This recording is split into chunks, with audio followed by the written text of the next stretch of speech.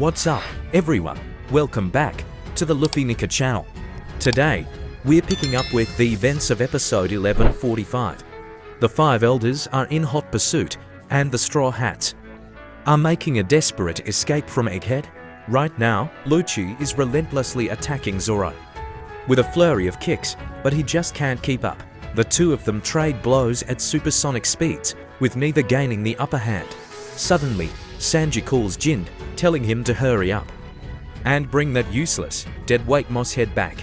Overhearing the blondie call him useless, Zoro gets pissed as Luffy lunges forward with his shigun and unleashes a new move called Three-Sword Style, Hahuha Sport Hunt. Zoro dashed forward, moving like the wind, and slices past Luffy, defeating him before he even knew what happened.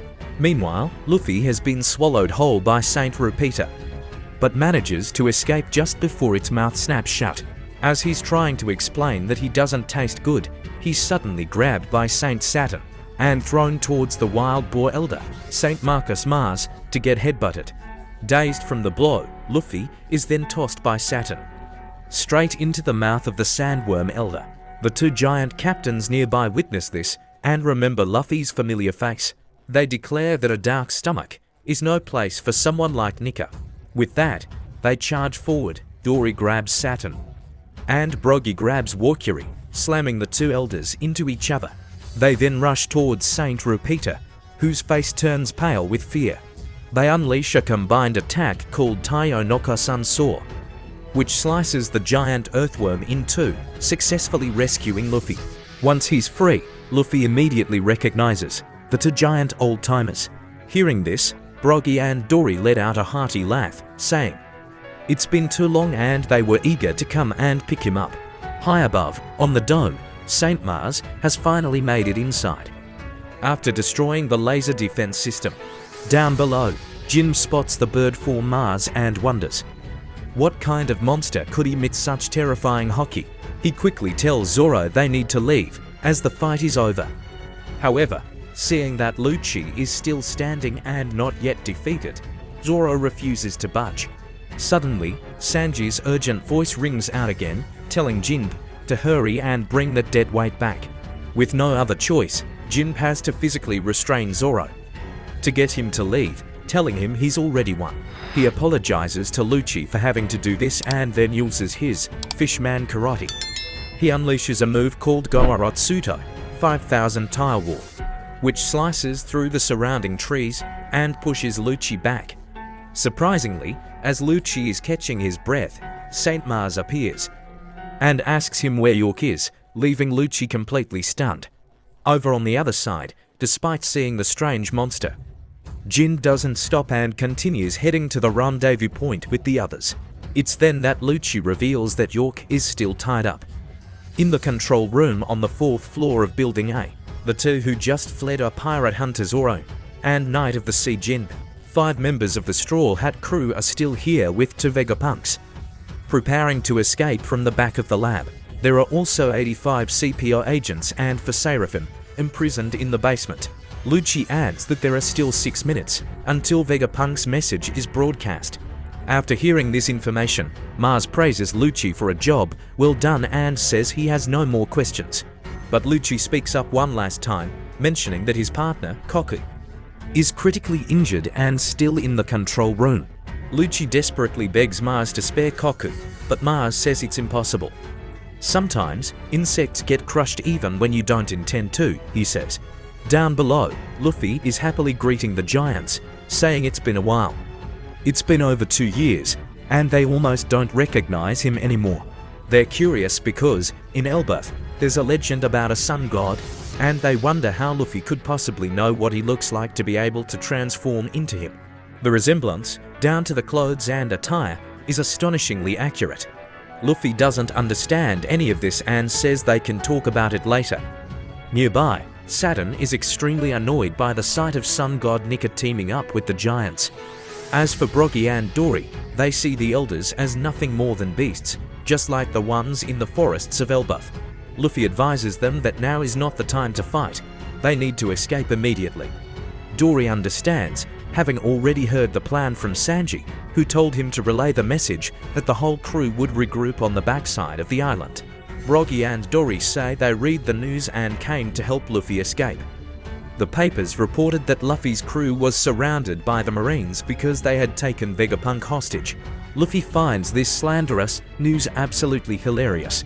Looking at the current situation, Nami's group is still on the lab level, preparing to use a Kuda burst to launch the ship straight into the sea. Meanwhile, Luffy, Sanji, and Bonnie's group is heading towards the legendary ship. Dory takes out his horn and blows it, signaling their crew. When the horn sounds, all the giant pirates know their captains have found Luffy and will set sail immediately. Their only goal is to rescue the Straw Hat Pirates. Besides, the Marine warships have no treasure to plunder, so they have no reason to stick around. Just then, the Wild Boar Elder, Walkiri, realizes the giants have signaled their retreat and moves to stop them. He declares that his own roar will shatter their dreams of escape. With that, he lets out a terrifying roar so powerful it nearly blows away buildings and trees. The roar also emits an incredible wave of Conqueror's Hoki, causing the weaker soldiers on the coast to foam at the mouth and collapse.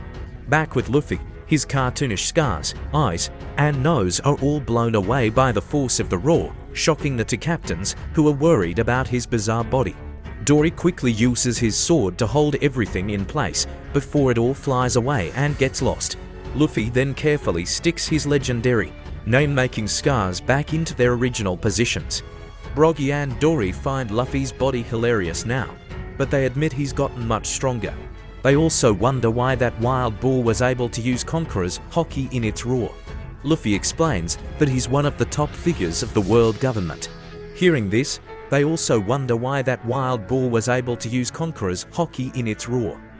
Walkiri declares he won't let Luffy return to his normal state and will slice him to pieces.